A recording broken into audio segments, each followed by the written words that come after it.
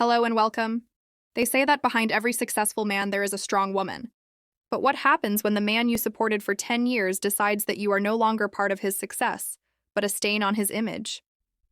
What happens when the person you vowed to love and cherish looks at you not with affection, but with shame?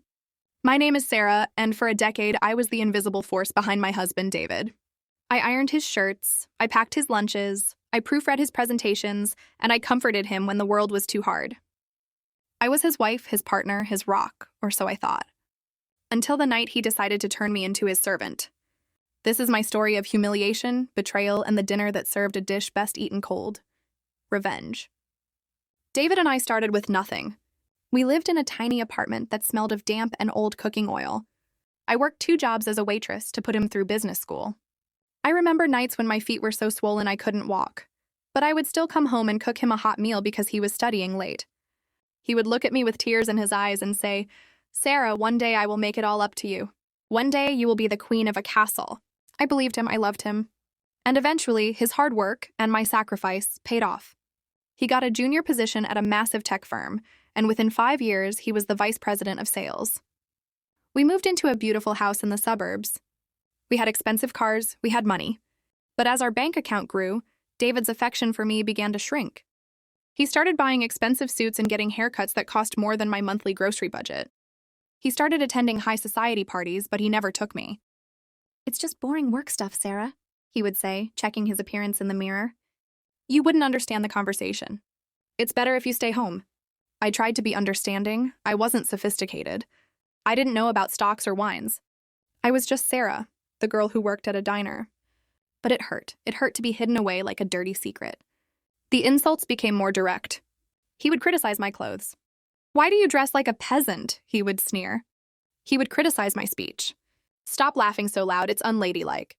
Slowly, he chipped away at my confidence until I felt like a stranger in my own home. Then came the announcement that changed everything. It was a Tuesday evening. David came home looking pale and nervous.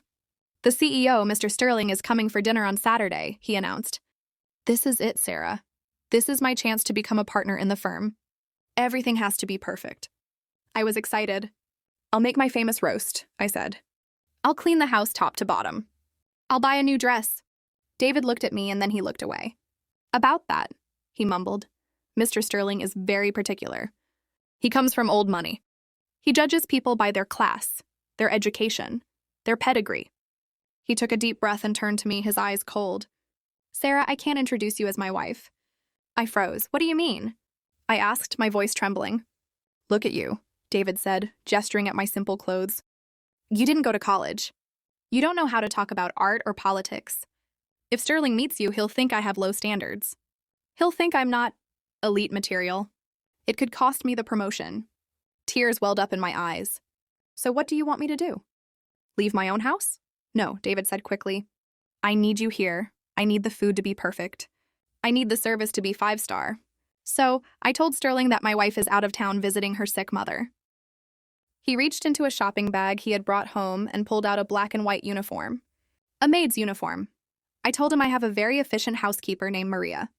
"That's you." I stared at the uniform in horror. "You want me to pretend to be your maid? In my own house for your boss?" "It's just for one night, Sarah," he shouted, his face turning red. "Don't be selfish. This is for our future.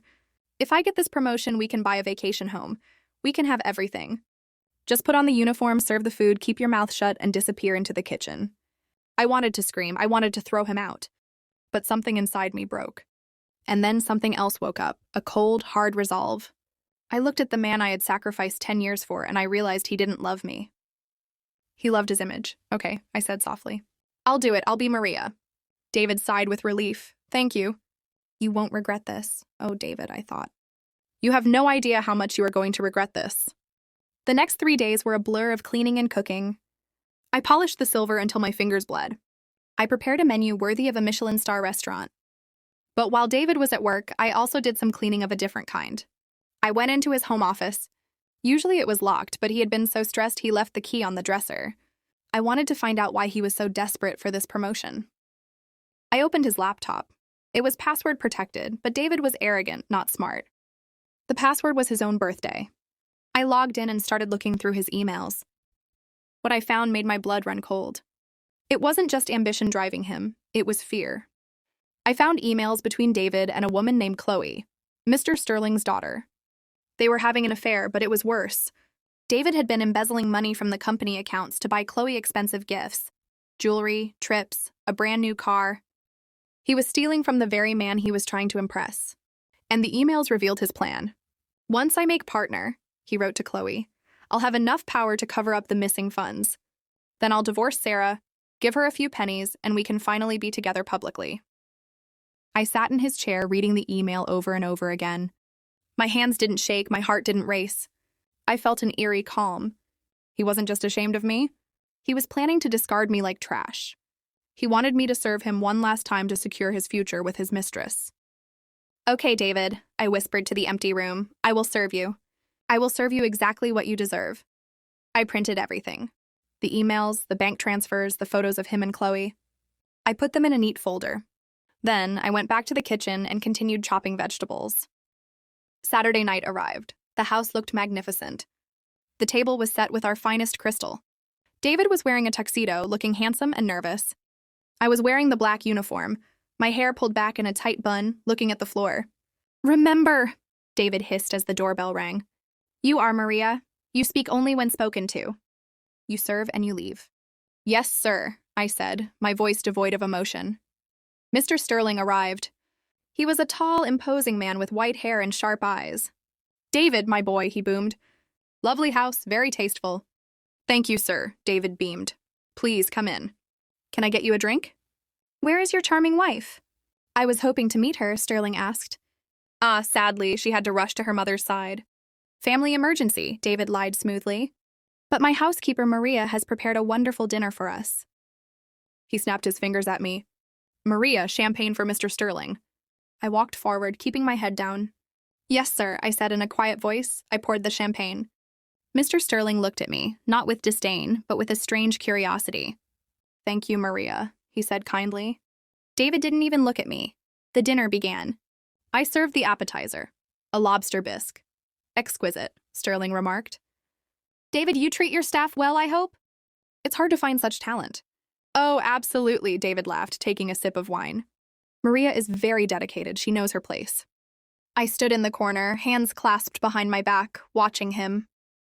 He was enjoying playing the lord of the manor. He was enjoying humiliating me.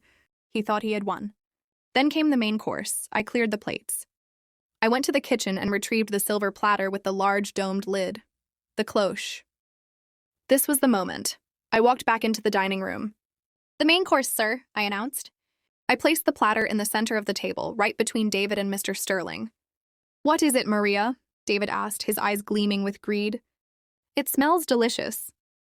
It is a specialty of the house, sir, I said. It is called the truth. I lifted the silver lid. Underneath, there was no roast beef, no lamb chops.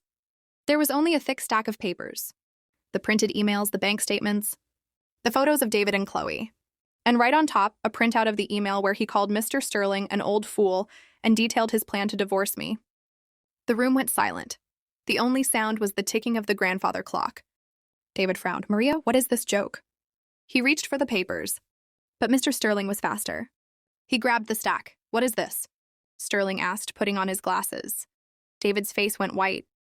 Sir, I don't know. The maid must be crazy. Silence! Sterling roared. His eyes scanned the first page.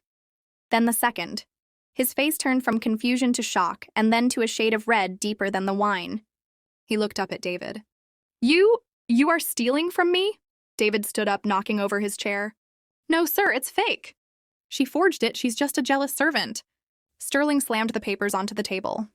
These are bank transfer records, David. These are your emails, and is this my daughter? He held up a photo. David was trembling, sweating profusely. He looked at me, his eyes wide with terror and confusion. Sarah, why? He whispered. Mr. Sterling froze. He turned to look at me. Sarah? I thought your name was Maria. I thought you were the help? I slowly reached up and pulled the pins out of my hair, letting it fall around my shoulders. I stood up straight, looking Mr. Sterling in the eye. I am not the help, Mr. Sterling. I am his wife. The wife he was too ashamed to introduce to you. The wife who worked 2 jobs to put him through school. The wife he planned to divorce after stealing your money. I turned to David. He looked small, pathetic. You wanted me to serve you, David. So I did. I served you justice. Mr. Sterling stood up. He was shaking with rage. David, you are fired, effective immediately. And don't bother coming to the office to clear your desk.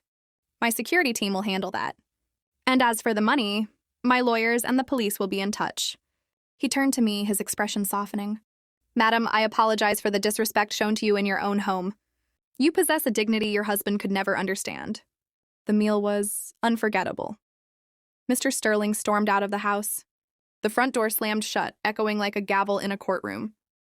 David collapsed onto his chair, burying his face in his hands. Sarah, he sobbed, what have you done? You ruined everything. No, David, I said, taking off the maid's apron and throwing it on his lap. You ruined everything the moment you thought I was beneath you. I walked upstairs, packed my bags, and left that night. I took half of our savings, the half that was legally mine, and I filed for divorce the next morning. David lost his job, his reputation, and eventually he went to prison for embezzlement. The castle he promised me was sold to pay his legal debts. As for me, I used my share of the money to open my own catering business. It's called the Golden Platter. I cook, I serve, but I never ever bow my head to anyone again. I learned that a uniform doesn't define your worth, and a title doesn't define your character. And sometimes the best way to clean up a mess is to sweep the trash out the door. Thank you for watching the Wise Chronicles. This story is a reminder to never let anyone treat you like an option when you treated them like a priority. Respect yourself, because if you don't, no one else will.